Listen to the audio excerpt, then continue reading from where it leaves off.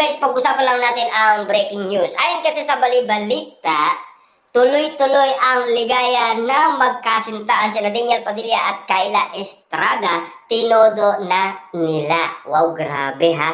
Talagang tinotodo na ni Daniel Padilla at Kyla Estrada ang lambingan at ang sweetness nilang dalawa. Dahil may usap-usapan nga naman kasi na tila umaayaw sila sa isa't isa dahil hindi nga naman kasi sila compatible sa isa't isa. Alam nyo naman siguro kung bakit. Kung napanood nyo ang pag-amin umano ni Daniel Padilla at Kyla Estrada, sigurado maintindihan ninyo ang dalawa kung bakit pinag-uusapan at kung bakit inuulaan na magkakaroon ng iwalayan. Na sana maintindihan nyo ang feelings umano ni Daniel Padilla.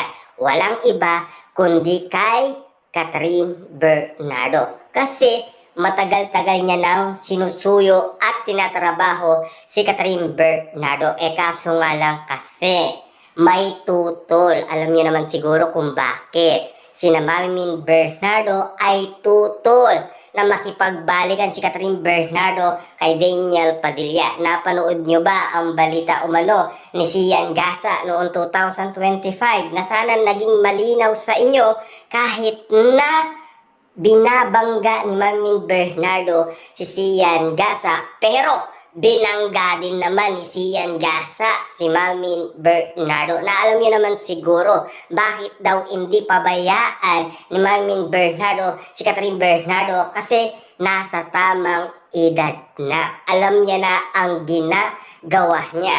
Ayon kasi kay Sian Gasa, ayaw ni Mami Bernardo kausapin niya si Daniel Padilla at ayaw ni Mami Bernardo makipag-date siya kay Daniel Padilla. Pero saan napunta si Catherine Bernardo nang dahil sa pagiging pasaway niya kay Mayor Mark Alcala? Alam niyo na kung siguro kung bakit.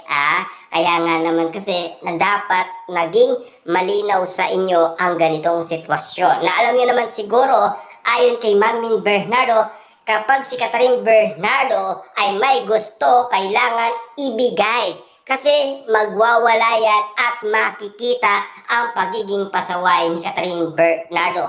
Nakita ba ng lahat ng tao ang pagiging pasaway ni Catherine Bernardo? Kahit anong gawin ng karamihan, kahit binabatikos na si Catherine Bernardo at Mayor Mark Alcala, tuloy pa rin ang ligaya at lambingan ng dalawa. Tuloy-tuloy pa rin ang arutan at kulitan na sana maging malinaw.